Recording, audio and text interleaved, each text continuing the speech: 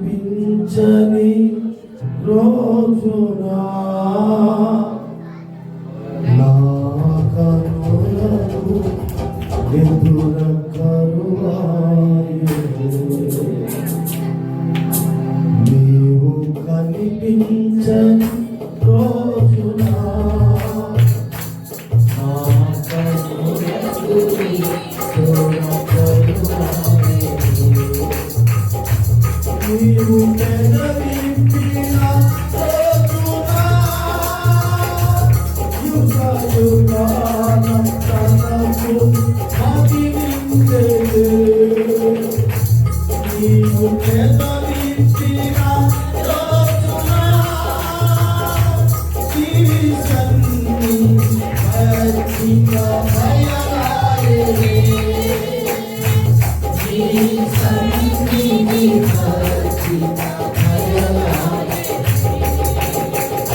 యేసయ్యా హృదయ సంతన నీవే కదా. యేసయ్యా హృదయ సంతన నీవే కదా. విశ్వమంతరిలా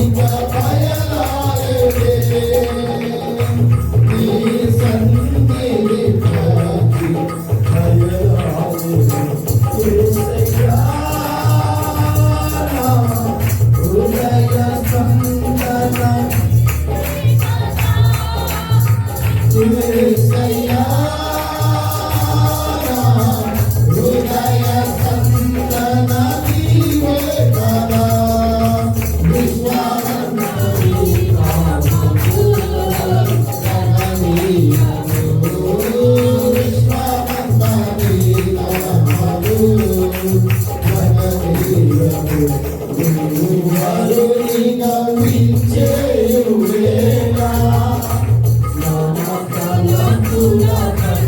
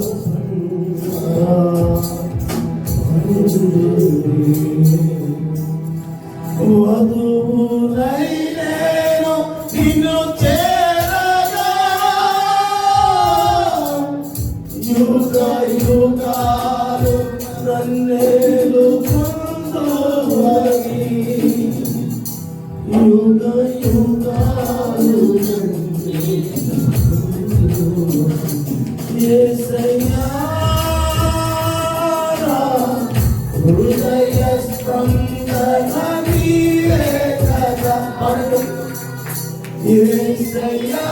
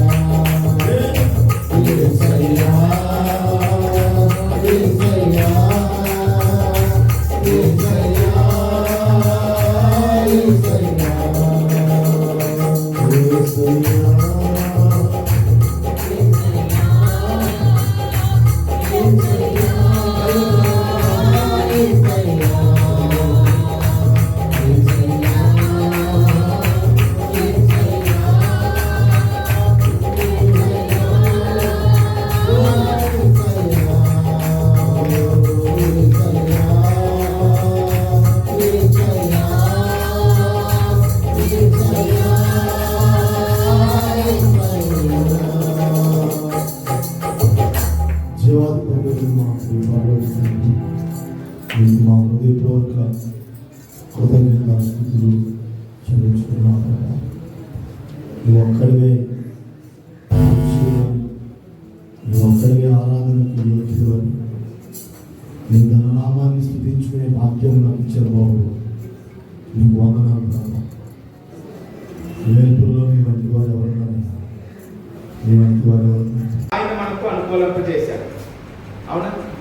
అయితే సత్యం అనే మార్గంలో ఆయన నడిపించాడు, వాక్యపు మార్గంలో ఆయన నడిపించాడు, వాక్యపు వెలుగులతో ఆయన మనల్ని నింపాడు.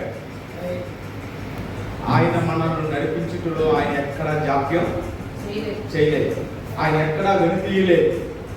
వీళ్ళని ఇలా నడిపించాలి, వీళ్ళని ఇలా ఉంచాలి, వాళ్ళని అలా ఉంచాలి, వాళ్ళని అలా ఉంచాలని ఏ భేదము కూడా ఆయన దగ్గర లేదు.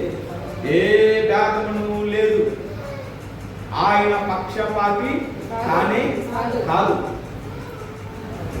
మన దేవుడు మనల్ని మార్గంలో నడిపిస్తున్నాడు. అవునండి, మార్గంలో ఆయన నడిపిస్తున్నాడు. నడిపిస్తూ ఉండగా అక్కడ జరిగిన పొరపాటు ఏంటంటే ఆయనను విసర్జించుట వలన ఏంటంట, ఆయన మార్గంలో మనల్ని నడిపిస్తున్నాడండి, ఆయన ఉపదేశంలో మనల్ని నడిపిస్తున్నాడండి, ఆయన గద్దింపులో మనల్ని నడిపిస్తున్నాడండి, ఆయన శిక్ష కింద మనల్ని నడిపిస్తున్నాడండి. ప్రతి అవసరంలో ఆయన మనకు చేతులు అందించి సహాయం చేస్తున్నాడండి. నువ్వు ప్రార్థించకపోయినా, కృతజ్ఞతాస్తుతులు చెల్లించకపోయినా, తగిన రీతిగా నీవు దేవుని సన్నిధిని అర్పింపకపోయినా, దేవుని దగ్గర నుంచి మనం దొంగిలినా, ఆయన కరుణా సమృద్ధి కలిగిన వాడు కాబట్టి, కృపా సత్య సంపూర్ణుడు కనుకున్నా, ప్రేమ స్వరూపి అయిన దేవుడు కనుకున్నా, ఆయన ఏం చేస్తున్నాడు? ఆయన మనల్ని విడువక నిత్యము ఒక తల్లి కంటేను, ఒక తండ్రి కంటేను, ఒక స్నేహితుడి కంటేను, భూమి మీద ఎన్ని విధాలైనటువంటి బంధు బాంధవ్యాలు ఉన్నాయో వాటన్నిటికంటే ఎక్కువైన ప్రేమతో ఆయన మనల్ని ప్రేమిస్తున్నాడు. అందుకని ఆయన మనల్ని మార్గంలో నడిపిస్తున్నాడు. మార్గంలో నడిపించడం అంటే జీవ మార్గంలో నడిపించడం, దేవుని మార్గంలో నడిపించడం, సత్య మార్గంలో నడిపించడం, యథార్థమైన మార్గంలో నడిపించడం, నీతి కలిగిన మార్గంలో ఆయన మనల్ని నడిపించడం, తప్పు చేయనివ్వకుండా మనం చేయి పట్టుకోవడం. అవునా? అబద్ధం ఆడకుండా మన నోటిని ఆయన కాపాడటం, తినకూడదు తిననివ్వకుండా మన నోటిని ఆయన కాపాడటం, వెళ్ళకూడని చోటికి వెళ్ళకుండా మన కాళ్ళను ఆయన కంట్రోల్లో ఉంచడం. అవునా కాదండి? నిన్ను పిలిచిన నీ దేవుడు నిన్ను మార్గంలో నడిపిస్తూ ఉండగా, నన్ను నడిపిస్తూ ఉండగా జరుగుతున్నటువంటి పొరపాటు ఏంటంటే మధ్యలో ఏం చేస్తున్నామంటే ఆయనను, దేవుని వాక్యంలో ఏం రాయబడి ఉందండి? విసర్జిస్తున్నాం. అంటే అర్థం ఏంటండి? విసర్జించడం అంటే ఆయనను విడిచిపెడుతున్నాం, ఆయనను వదిలిపెడుతున్నాం, ఆయనను మర్చిపోతున్నాం. అందరికీ సందేహం రావచ్చు, లేదండి నేను ఎప్పుడు ఆయనను విడిచిపెట్టలేదు, నేను ఎప్పుడు ఆయనను మర్చిపోలేదు, నేను ఎప్పుడు ఆయనను వదిలిపెట్టలేదు అనేటటువంటి ఆలోచన మనలో చాలా మందికి వచ్చి ఉండొచ్చు. వదిలిపెట్టడం, విడిచిపెట్టడం అర్థం ఏంటంటే మందిరానికి రాకుండా ఉండటం అని కాదు, కానిపోకుండా మానేయటం అని కాదు, ప్రార్థించకుండా ఉండి ఉండకపోవటం అని కాదు. మనం మన ఆధ్యాత్మిక జీవితంలో చేయాల్సిన క్రమాన్ని చేయకపోవడం, ఆధ్యాత్మిక జీవితాన్ని నిర్లక్ష్యపరచడం, విశ్వాస జీవితాన్ని ప్రోత్సహించకపోవడం. అవునా అండి? మర్చిపోవడం అంటే ఎవరు కూడా దేవుణ్ణి మర్చిపోరు. ఎందుకంటే ఆయన ఎల్లప్పుడూ మనల్ని పరిశుద్ధాత్మ ద్వారా ప్రోత్సహిస్తారు. మన హృదయంలో ఆయన మంటను రేపుతాడు. మన మనస్సులో ఒక చక్కటి ఆలోచన ద్వారా మరలా దేవుని వైపు తిరిగేటట్టు ఆయన చేస్తాడు. మనకు కలుగుతున్న అనేకమైన విస్తారమైన వ్యాపకములను బట్టి, మనకు కలుగుతున్న అనేకమైనటువంటి విధి విధానాలను బట్టి మనం కొన్నిసార్లు ఏం చేస్తున్నామండి? నిర్లక్ష్యపరుస్తున్నాం. విసర్జించడం అంటే నిర్లక్ష్యపరచడం. నిర్లక్ష్యం అనేది చాలా ప్రమాదకరమైనది. అవునా కాదు? ఎవ్వరిని కూడా ఎప్పుడు నిర్లక్ష్యపరచుకోవడం, ఏ వ్యక్తిని కూడా నిర్లక్ష్యపరచుకోవద్దు. నిర్లక్ష్యం ఎక్కడైతే ప్రారంభమైందో అక్కడ అభివృద్ధి ఆగిపోతుంది. నిర్లక్ష్యం ఎక్కడైతే ప్రారంభమైందో అక్కడ ప్రార్థనా జీవితం ఏమవుతుంది? సమాధి చేయబడుతుంది. విశ్వాస విలువలు తగ్గిపోతూ ఉంటాయి, సామాజిక విలువలు తగ్గిపోతూ ఉంటాయి. అవును, ఆప్యాయతలు అనురాగాలు ఏమవుతూ ఉంటాయండి? తగ్గిపోతూ ఉంటాయి. అవునా కదా? కాబట్టి దేవుడిని విసర్జించడం అంటే పూర్తిగా మర్చిపోయే వాళ్ళు కూడా కొంతమంది ఉన్నారు. దేవుని సన్నిధి నుంచి వెడలిపోయిన వారు కూడా కొంతమంది ఉన్నారు. పూర్తిగా ఈ విశ్వాసం నుంచి తొలగిపోయిన వారు కూడా ఉన్నారు. మందిరానికి పూర్తిగా రాకుండా పర్మనెంట్గా ఈ లోకంతో స్నేహించి లోకానుసారమైన బ్రతికే వాళ్ళు కూడా లేకపోలేదు. ఎవరు పెట్టారా? ఈరోజు మనం ఆలోచించవలసిన విషయం ఏంటంటే, ఆయన విసర్జించటం అనంటే ఇక్కడ కూడిన మనం అందరము ఆయనను మర్చిపోలేదు, ఆయనను వదిలిపెట్టలేదు, కానీ ఎక్కడో ఏదో తెలియని ఒక నిర్లక్ష్య వైఖరి కలిగి ఉన్నామేమో అన్నది ఆలోచించుకోవాలి. ఏ విషయంలోనైనా తెలుసో తెలియకో నిర్లక్ష్యం కలిగి ఉన్నామేమో. దేవుడి విషయంలో మాత్రం మనము నిర్లక్ష్య వైఖరి ఎంత మాత్రం మనకు ఆశీర్వాదకరం కాదు. అది ఎంత మాత్రము మన కుటుంబ జీవితానికి, మన సామాజిక జీవితానికి, మన సంఘ జీవితానికి దీవెనకరమైనది కాదు. దేవుని దృష్టిలో ఎల్లప్పుడూ యుద్ధమునకు సిద్ధపడినటువంటి యోధుని వలె మనం ఉండాలి. హల్లెలూయా. అందుకనే ఇక్కడ నీ దేవుడైన యెహోవా నిన్ను నన్ను మనలందరినీ ఆయన మార్గములో నడిపించుచుండగా, ఆయన ఏం చేస్తున్నాడండి? మనల్ని మార్గంలో నడిపిస్తున్నాడు. ఆయన మర్చిపోని దేవుడు. ఆయన మనల్ని వదిలి పెట్టేటటువంటి వాడు కాదని. తల్లి తన బిడ్డలైనా మర్చిపోతుందేమో, కన్యక తన ఆభరణములైనా మర్చిపోతుందేమో, పర్వతాలైనా తొలగిపోతాయేమో, మెట్టలు కత్తరిల్లిపోతాయేమో, కానీ ఆయన కృప మనలను, ఎందుకంటే ఆయన కృప శాశ్వతమైన, ఆయన ప్రేమ శాశ్వతమైనటువంటి ప్రేమ. నా జనులు ఏం చేస్తున్నారట? ఆయన్ని విసర్జిస్తున్నారు అని చెప్పి మాట్లాడుతున్నారు. ఆయనను విసర్జించుట వలన, ఆయనను నిర్లక్ష్యపరచటం వలన కొన్నిసార్లు ప్రార్థనా జీవితాన్ని నిర్లక్ష్యపరుస్తాం. అవునా కదండి? కొన్నిసార్లు ఇచ్చే విషయంలో నిర్లక్ష్యపరుస్తాం, కొన్నిసార్లు దైవజనులను నిర్లక్ష్యపరుస్తాం, కొన్నిసార్లు దేవుని మందిరానికి వెళ్ళే విషయంలో నిర్లక్ష్యపరుస్తాం, కొన్నిసార్లు కుటుంబ ప్రార్థనలు పెట్టుకునే విషయంలో నిర్లక్ష్యపరుస్తాం. వ్యక్తిగతంగా మనం ప్రార్థించుకునే అలవాటు ఉండి కూడా కొన్నిసార్లు నిర్లక్ష్యం అంటే అదొక ఏదో తెలియని, ఎవరి ప్రమేయం లేకుండా జరిగే ఒక చిన్న పొరపాటు. కొన్నిసార్లు ఎవరు చెప్పరు, కానీ ఏదో బలహీనత మనల్ని వెంటాడుతూ ఉండదు. అలాగా ఆలోచన కలిగినప్పుడు వెంటనే ఏమవుతుందంటే అవిశ్వాసం మనలో చోటు చేసుకుంటుంది. అవిశ్వాసం క్రియ వెంటనే మనలో మొదలైపోతుంది. దీనికి అంతటికీ కారకుడు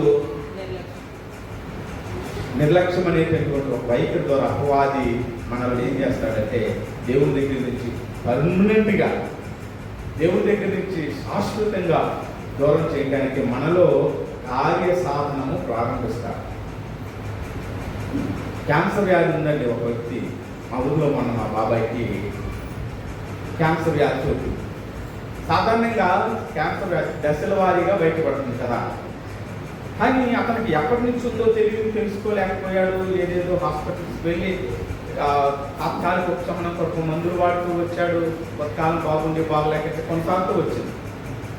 కానీ మొన్నటి సమయానికి వచ్చేపాటికి ఇంకా ఫైనల్ స్టేజ్, లాస్ట్ స్టేజ్ అని వైద్యులు నిర్ధారించారు. ఇక ప్రిపేర్ చేశారు. ధైర్యంగా ఉండండి, ఏ క్షణమైన ఏదైనా జరగచ్చు అని చెప్పడం జరిగింది.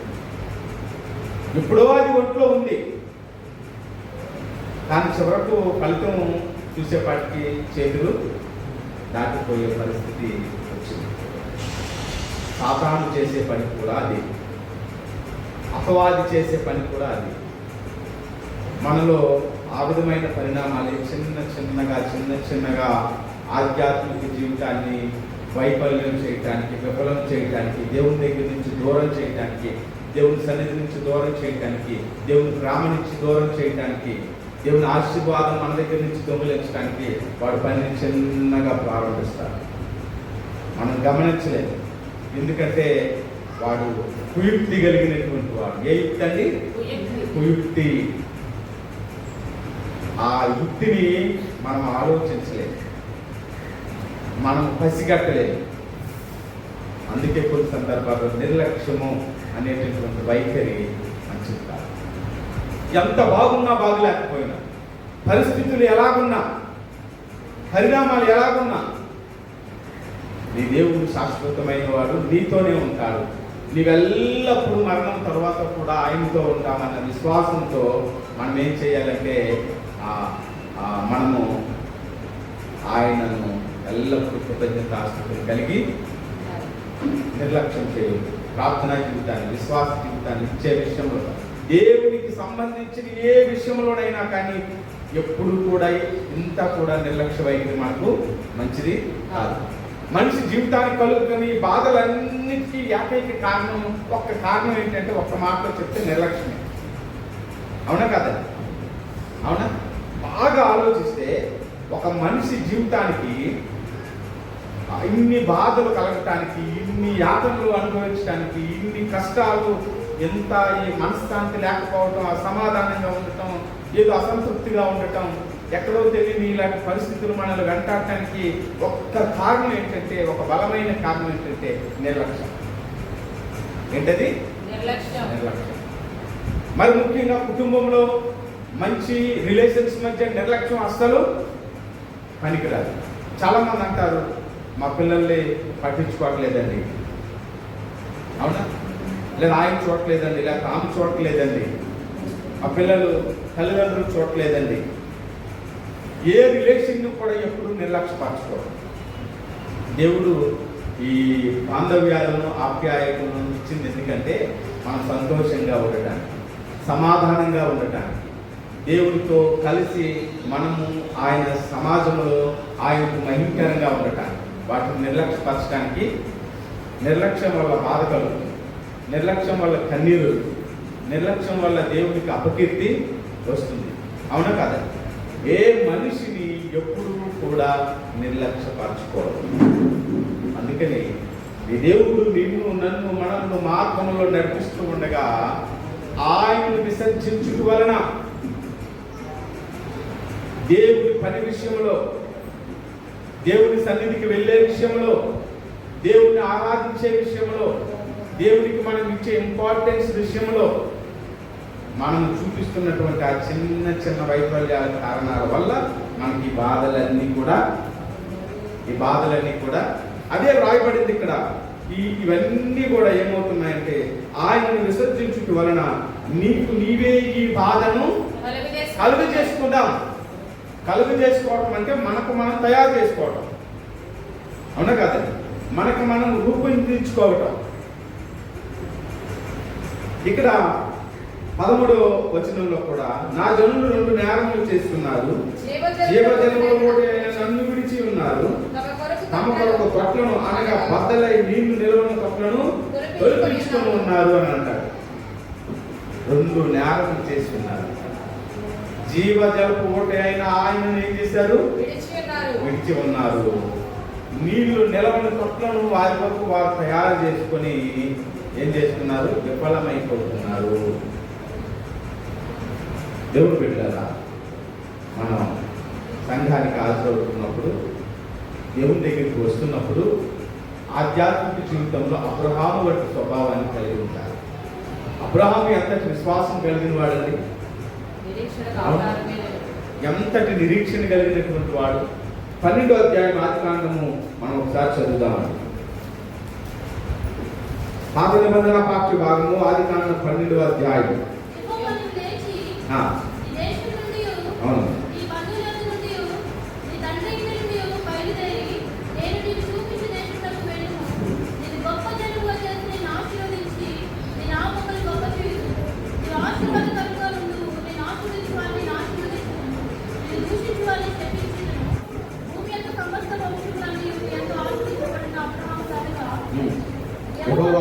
చెప్పిన ప్రకారము అబ్రహాము వెళ్ళెను.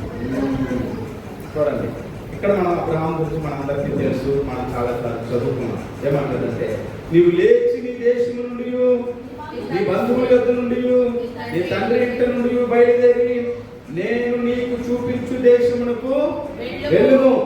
తర్వాత నిన్ను గొప్ప జనంగా చేసి నిన్ను ఆశీర్వదించి నీ నామమును గొప్ప చేయును. నీవు ఆశీర్వాదంగా నువ్వు, నిన్ను ఆశీర్వదించిన వారిని నేను ఆశీర్వదిస్తాను, నిన్ను దూషించిన వారిని శపిస్తాను.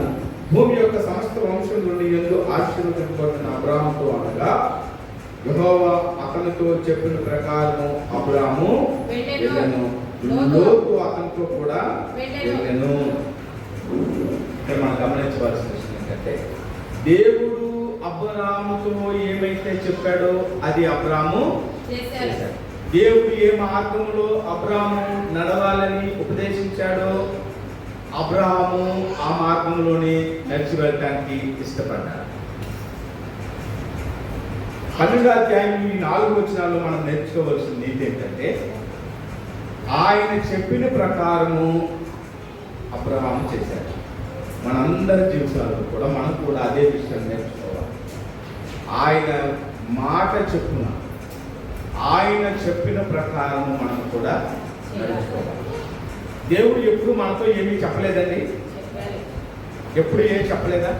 చాలా మంది అంటారు, నాతో దేవుడు ఏమి చెప్పలేదండి, మా అమ్మగారు ఏమి చెప్పలేదండి, మా విశ్వాసం ఏమి చెప్పలేదండి, మా సంఘం ఏమి నాకేం చెప్పలేదండి. సంఘం చెప్పినా చెప్పకపోయినా, అమ్మగారు అయ్యగారు ఏమి చెప్పినా చెప్పకపోయినా, ఈ దేవుడు ఖచ్చితంగా నీతో ప్రతిదినం కూడా మాట్లాడతారు. ఎప్పుడు మాట్లాడతాడు? ఎప్పుడు మాట్లాడతాడు?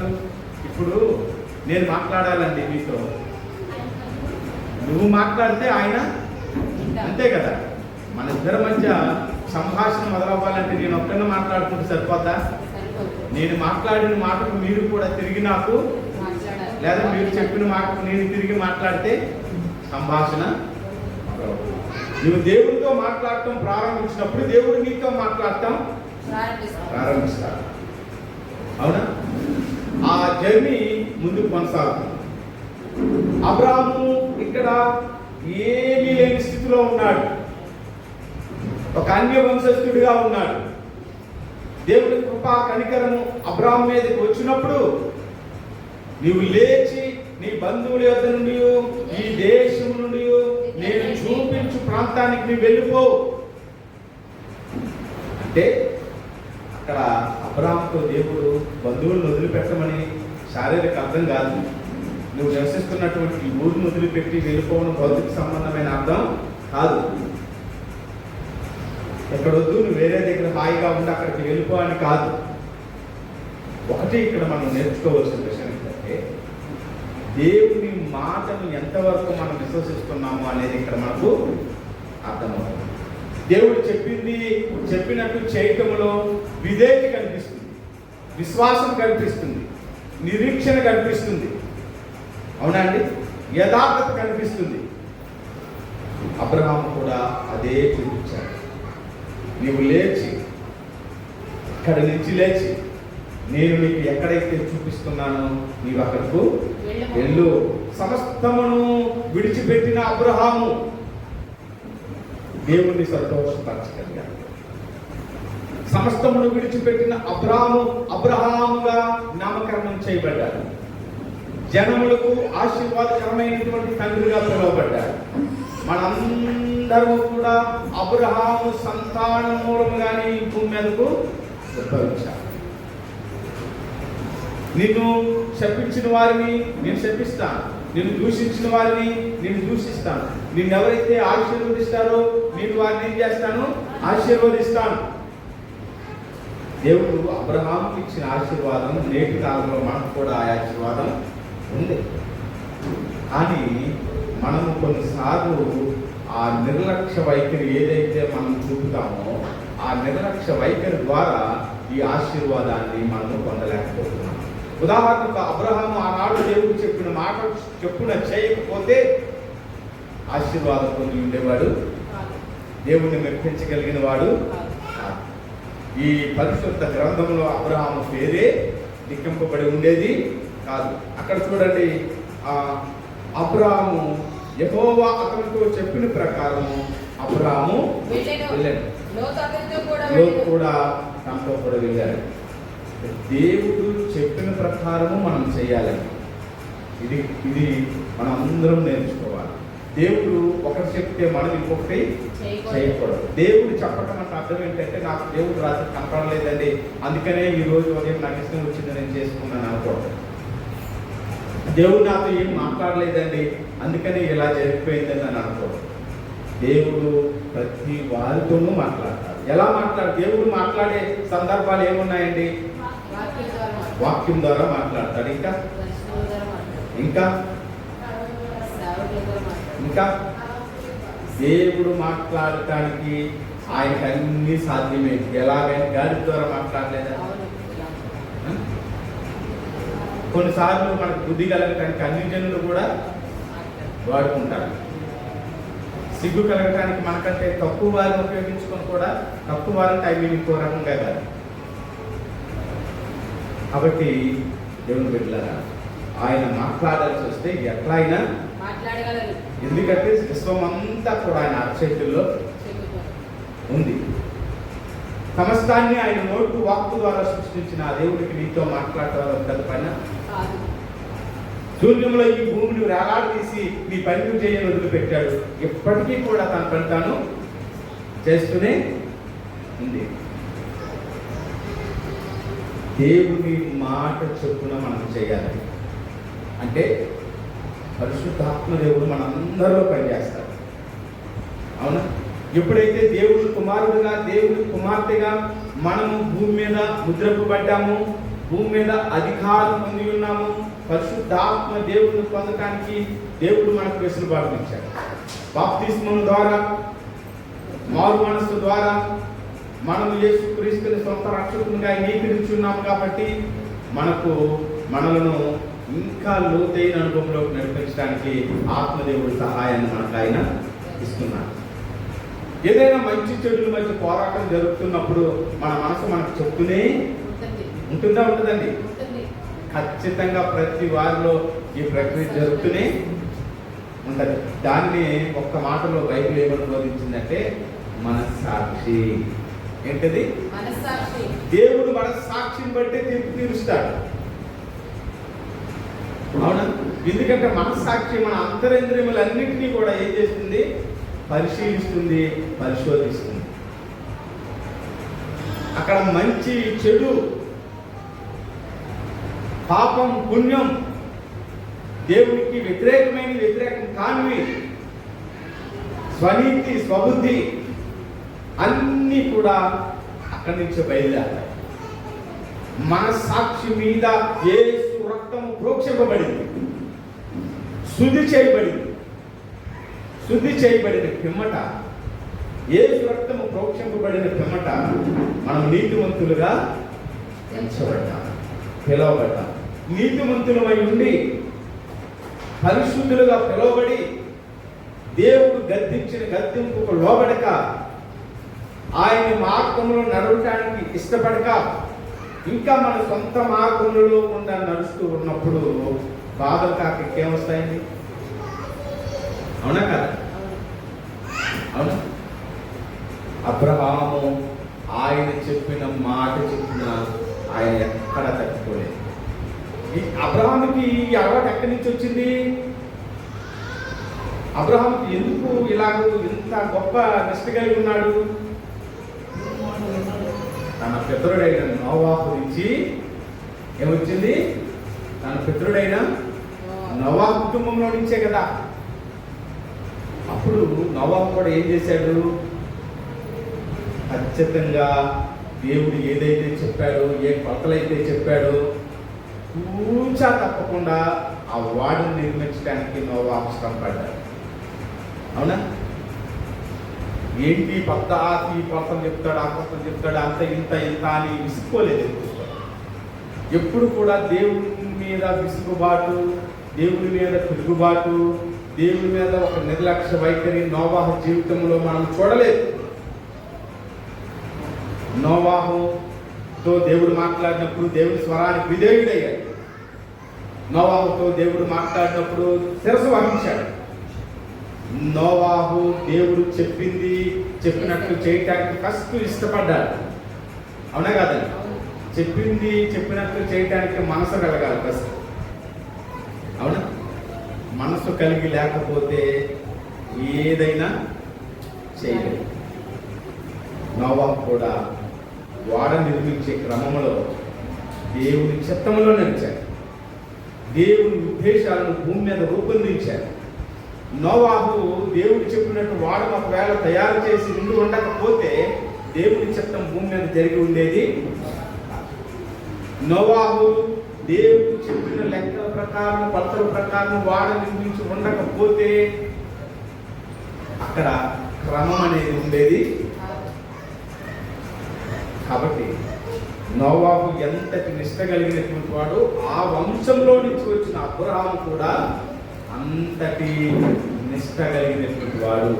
అందుకనే అబ్రహాము కూడా ఏమన్నాడంటే, ఆయన చెప్పిన ప్రకారము అబ్రహాము చేశాడు. తన బంధువులని వదిలిపెట్టాడు, తను నివసిస్తున్న దేశాన్ని వదిలిపెట్టాడు, తను ఉన్న చోటలో నుంచి సమస్తాన్ని చదువుకొని ఏం చేశాడు, ఆయన ఎక్కడికైతే చూపించాడో అక్కడికి వెళ్ళాడు.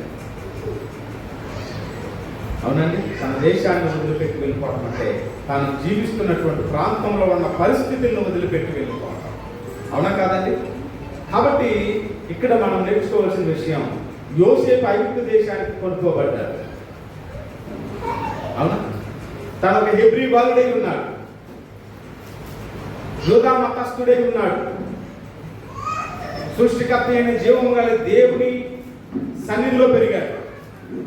దేవుని ధర్మశాస్త్రాన్ని బాగా పఠించిన వాడే ఉన్నాడు. ఒక అన్య దేశానికి వెళ్ళిపోయాడు. అక్కడ అలవాట్లు వేరుగా ఉన్నాయి, అక్కడ ఆచారాలు వేరుగా ఉన్నాయి, అక్కడ సంస్కృతులు వేరుగా ఉన్నాయి. కొంచెం మానవుడికి ఉన్న బలహీనత ఏంటంటే, ఎక్కడ ఏ ప్లేస్కి వెళ్తామో అక్కడ కొత్తదనాన్ని ఆస్వాదించాలన్నటువంటి, అవునా కాదండి? యోసేపుకి ఆ అవకాశం వచ్చింది. కానీ యోసేపు ఐగుప్తు దేశంలో ఉన్న అందచందాలు తన మనసును నిలపలేదు. యోసేపు ఐగుప్తు దేశంలో ఉన్న అన్యాచారాలు తన మనసును నిలపలేదు. అన్ని అనుభవించగలిగినటువంటి శక్తి సామర్థ్యాలు ఉన్న, అధికారం ఉన్న యోసేపు ఎవరికి లోబడ్డాడు? దేవునికి లోబడ్డాడు. ఎందుకు? దేవుడు అధికారం ఇచ్చాడు కదా. ఐగుప్తు దేశం అంతటి మీదను కూడా గొప్పవాడిగా చేశాడు కదా. కానీ మరి ఎప్పుడు కూడా ప్రతి శోధనలో కూడా తను దేవునికి మహిమపరిచి దేవుని మార్గంలో నిలిచి ఉన్నాడు తప్ప దేవుని మార్గంలో నుంచి తప్పుకోలేదు. అవునా కదా? అంటే తను ప్రాంతం మారాడు, దేశమే మారిపోయాడు. దేశం మారినప్పుడు ఏమేమి మారిపోతాయి? సాధారణంగా దేశం మారినప్పుడు ఏమేమి మారిపోతాయి? భాష మారిపోతుంది, ఆహారం మారిపోతుంది, వాతావరణం మారిపోతాయి. అవునా కదా? నేను ఫస్ట్ టైం ముంబై వెళ్ళినప్పుడు అసలు ఏదో ఒక తెలియని అది ఒక వింత ప్రపంచం అనిపించింది. ఒక్కడ తెలుగు మాట్లాడేవాడు ఉండడు, కనిపించదు. ఆడి మాట మనకు అర్థం కాదు. అసలు నాకు అప్పుడు అనిపించింది, ముంబై పట్టణంలో వెళ్ళేటప్పుడు నిజంగా బాబేలు గోపురం దగ్గర దేవుడు భాషలను తారుమారు చేసేటప్పుడు ఎంత విసిగిపోయారో నాకు అప్పుడు అర్థమైంది. భాషలు మార్చేసి దేవుడు వారందరినీ భూమి మీద అంతా ఏం చేశాడు? చెదరగొట్టాడు. మన భాష ఏమో వాడికి అర్థం కాదు, మన భావాలేమో వాడికి అర్థం కాదు, వాడు చెప్పేదేమో అర్థం కాదు.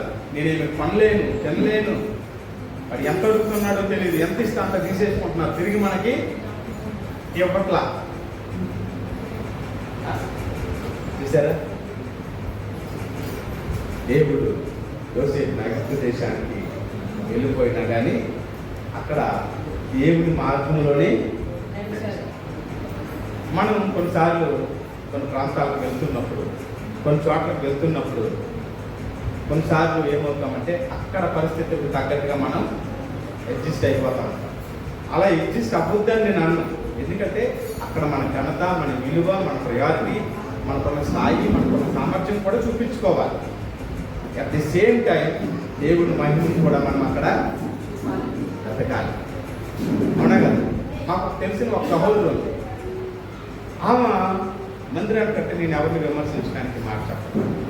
మందిరంలో ఉన్నప్పుడు మందిరానికి వచ్చేటప్పుడు ప్యూర్ క్రిస్టియన్ లాగా వస్తుంది. ఇంకేం ఉండవండి. ఏదైనా మ్యారేజ్కి కానీ బయలుదేరి వెళ్ళింది అనుకోండి, ఒక దేవత కూడా సరిపోతుంది. ఎందుకు అలాగా? ఎవరిని మెప్పిస్తాం మనం? నేను దేవుడు పెట్టుకోమని కానీ పెట్టుకోవద్దని కానీ ఏమి నీకు చెప్పలేదు కదా. నువ్వు వాక్యానికి విధేయురాలు అయితే వాక్యానికి విధేయురాలు అయినట్టుండు, అంతే కదా. ఎందుకు సంఘానికి వచ్చినప్పుడు ఒక మాదిరి, సంఘం వెలుపుట ఒక మాదిరి అవసరమా? నువ్వు ఇచ్చే కానుకను అంగీకరిస్తాడా? నీ అర్పణను స్వీకరిస్తాడా? ఎవరిని మోసం చేస్తున్నావు? డైరెక్ట్గా ఇండైరెక్ట్గా దేవుడు మోసగింపబడ్డగా నిన్ను నీవే మోసపోకుడి, దేవుడు వెక్కిరింపబడ్డా. అవును. కాబట్టి మన యొక్క భక్తి విధానాలు, మన శక్తి సామర్థ్యాలు కూడా యోసేపు ఐగుప్తు దేశంలో ఎలాగైతే ఆయన ప్రదర్శించగలిగాడో మనం కూడా ఆ విధంగానే ప్రదర్శించగలగాలి. సంఘం లోపల ఒకటి, సంఘం వెలుపల ఒకటి మన భక్తి విధానాలు ఉండకూడదు. ఆయన మనల్ని పిలిచాడు కనుక ఆయన పిలిచిన పిలుపుకు తగినట్లుగా మనం ఏం చేయాలండి? ప్రవర్తించాలి. అలా ప్రవర్తించిన పక్షాన ఖచ్చితంగా ఈ బాధలన్నీ మనం నేర్చుకుంటూ వచ్చాం. ఏమని? ఈ దేవుడైన యెహోవా నిన్ను మార్గంలో నడిపించుకుంటాడు, ఆయన్ని విసర్జించుట వలన నీకు నీవే ఈ బాధలన్నీ కూడా